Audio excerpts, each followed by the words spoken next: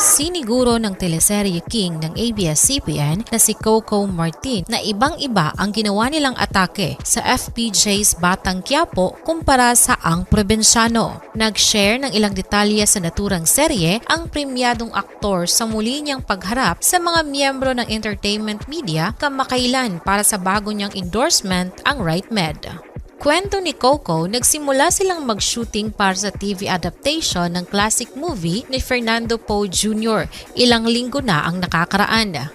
Anya, natapos na nilang i-edit ang first episode ng programa na siyang papalit sa magtatapos ng action-adventure series ng ABS-CBN na Darna na pinagbibidahan ni Jane De Leon. Tapos na namin yung day 1 na episode. Sobra akong proud, ibang-iba siya sa probinsyano. Ibang-iba yung treatment, yung camera works.